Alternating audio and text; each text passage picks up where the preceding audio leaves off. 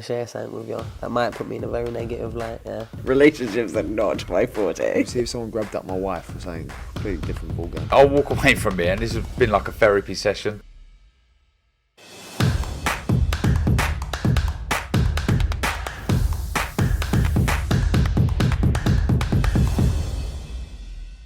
Oscar Bevis, IFL TV, proudly sponsored by Everlast. Hamzah Sheeraz joins me at York Hall. Good to see you, mate. Been a while, how are we? All good, yourself? Good, mate. I'm good. All the better for seeing yourself.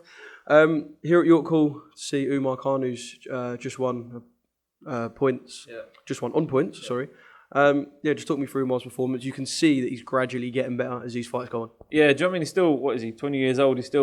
He's still maturing. Do you know what I mean? He's going to be a late bloomer in the pro game. But if anything, I was telling him it's a good thing. It's a good thing. And knockouts will come. Right. What's going on? You good? Yeah, good man. Yeah, the knockouts will come, and just keep getting them wins in you. That's the main thing. Yeah. Have you spoken to him a lot about kind of how to go through these early stages? Because I just heard you say in your interview with Queensbury, you kind of went through that stage of it perhaps feels like you're just going through the motions and picking up wins. Have you spoke to him kind of about how to kind of go through that whole process, I suppose? Yeah, I spoke to him ages ago. I think, but as a fighter, he understands how it works anyway. You might think, yeah, I'm not getting the knockouts, but then one day when you do get it, it's just literally just like exactly. So it will click overnight, and he'll get it. I'm sure he will. Yeah. Right, let's talk about yourself. Actually, before we do that, how are you enjoying America? I know we say this every time you come back, but it just seems like you're having a great time. And they're obviously putting in a graft. Oh, mate, he looks amazing. That's it. No, it's good, man. It's actually great, to be fair. Being around boxing royalty, being around like the highest of the high in the game, and just learning from the best, Oscar. Learning from the best, picking up little things every day, and getting great sparring in. And where else better to be than Los Angeles? I was going to say for relaxation as well. Got the beach down the road. Got the nice weather. I can see why you would pick that over anywhere in Britain. I can't. Do you know what it is? It's come on the weekends. I'm too knackered to even go down to the beach anyway because I'm in the valley side. I'm not actually in the nice bit. So yeah, come Sunday, I just want to stay in my bed, man. I know how you feel. Let's talk about that fight with River Wilson Bentley. There's a lot to talk about, kind of surrounding it and other stuff in the division.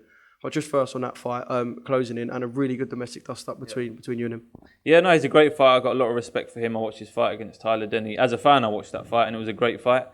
And it's going to be fireworks, me and him getting in the ring in 2 weeks' time. And you've got to look at it from his angle as well.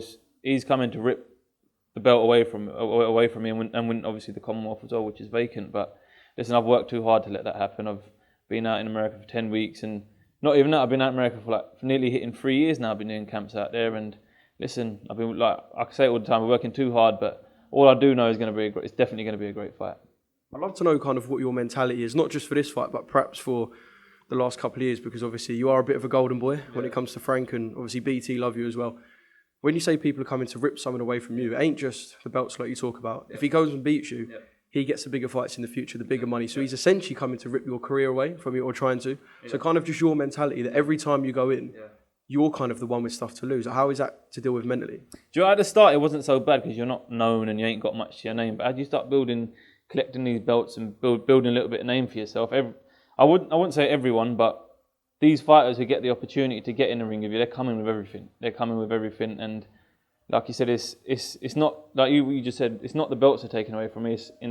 If anything, it's my whole career. It's everything I've worked for since an 8-year-old kid. All these sacrifices, being away from home, not seeing my family for like 12 weeks, 14 weeks at a time. I understand it's part of the game. It's part of the parcel of getting to the top. But listen, it's all the more fire for me to have in me come the time I've got to get in the ring. Yeah. Obviously, people rate you highly, and like I said, Frank rates you highly, and BT obviously do as well. Do you kind of go in the ring then with a mentality of I have to entertain, because you have done so far? Yeah. You know, I can't remember the last time using a boring fight. Yeah. But do you go in with that mentality about entertaining? Because at the end of the day, if you were to win and it was boring, you're still going to progress. But do you still kind of have that mentality of I really need to entertain people tonight? Do you know what it is? I think you've got to have that mentality. You're fighting on BT Sports. Yeah. You're getting an opportunity that most fighters would die for to get on a platform that big.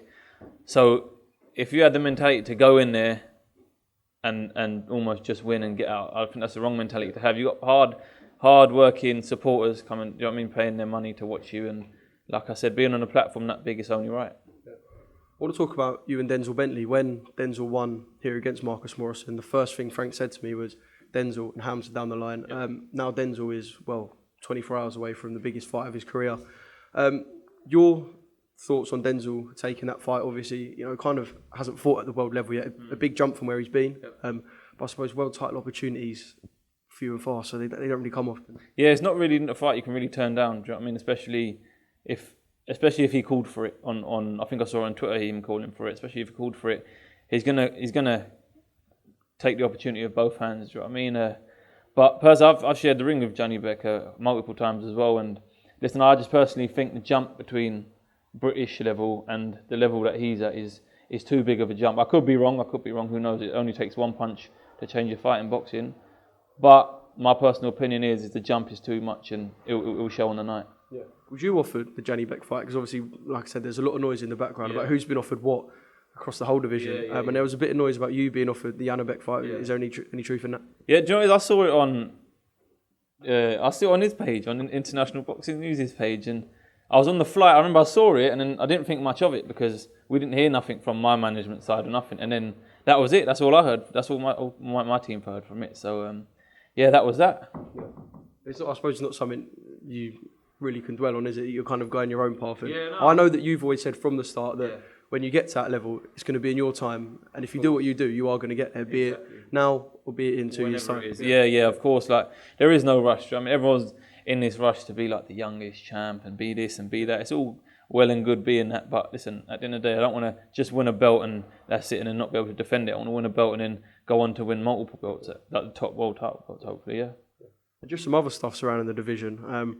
Again, kind of just throw away social media stuff. There's just so many names every time we talk about you fighting and around this division of people not accepting fights, there being this belt on the line, not on the line. It's all very messy around your weight, isn't it, about who's going to fight who. Do you just try and stay as kind of far away from that as possible? Do you know what it is? It's got to be like kind of straightened out now because if anything, I'm the one who's going to get the blame for not taking the fights. Listen, I was actually meant, on this 26th November show, I was meant to fight for the British middleweight title, and we said yes to about six British opponents who all turned it down for whatever reason.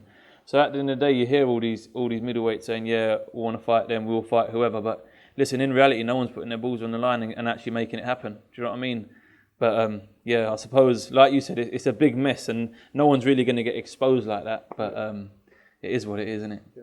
Well, I just said this to you beforehand, and I'll say it again here. Do you think kind of at times there's not enough respect put on certain belts as well? And easy for me to say I'm only 20 odd years old, but it just feels like the British title and the way it used to be spoken about, even say a decade ago, compared to now, people just snatch people's arms off at opportunities like that, and now it's kind of a belt that people can throw away opportunities for. Do you know what it is? My opinion on it is nowadays it's become such a hard title to actually win because domestically it's hard to get out of. Do you know what I mean? So people try and avoid it. They try to go either the international routes or the intercontinental routes and then fight for world titles and everything. That's the way people are going about things nowadays. Sometimes it works, sometimes it doesn't. It is what it is. But when that opportunity got presented to me, I always said I didn't mind not fighting for the British. But when it got presented to me, I was like, you know what? I remember looking at my team. I was like, we've got to do it. The opportunity's right here. Let's just go for it. Do you know what I mean? And we was hoping, but obviously we've got a different opponent in front of us for a different belt. But it don't matter. The results can still be the same. Get the win, hopefully. Yeah. And just one more thing. Obviously, boxing's not very predictable. Anything can happen in the ring. You could go in and smash heads in the first minute. But from your side, can you tell us what we can expect when we tune in to watch you fight River Wilson Ben? Do you know, it's been what? I think I've been on a 10 knockout win streak. Hopefully number 11 come out. Like I always said, I never ever go looking for it. And that's why they come. Because you don't go, we spoke about this as well. That's exactly. That's why they come. And listen, I know he's going to be game and I've got a lot of respect for him at the end of the day. So it's going to definitely be a great fight and expect fireworks, Oscar.